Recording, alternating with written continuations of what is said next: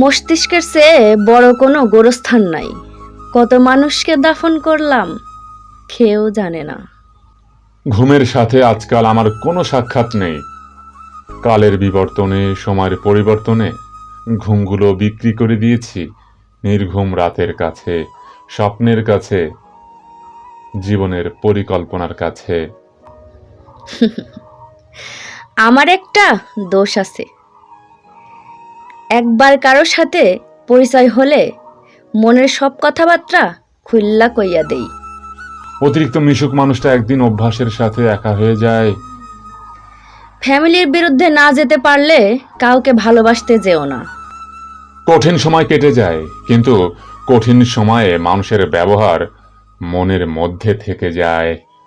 নিজের বাবার নামের পাশে মরহুম দেখার ক্ষমতা যে রাখে, সে পৃথিবীর সবচেয়ে বড় ব্যথাও সহ্য করার ক্ষমতা রাখে। কেমন জানি এক প্রকার বিষণ্ণতা, কিসের জানি অভাব, কিসের প্রতি যেন তীব্র জিদ। এই প্রজন্মে একজন বিশ্বস্ত সঙ্গী পাওয়া বিরল। যদি খুঁজে পাও, যত্ন করে রেখে দিও। আমার দেখা সবচেয়ে কাপুরুষ সেই ব্যক্তি, যার একটা ভালোবাসার মানুষ থাকা সত্ত্বেও গোপনে অন্য নারীর সাথে হেসে কথা বলে।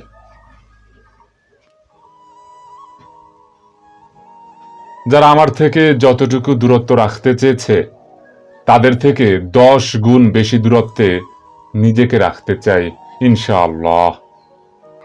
পুরুষের নিয়ন্ত্রণ কোনো নারী নিতে পারে না।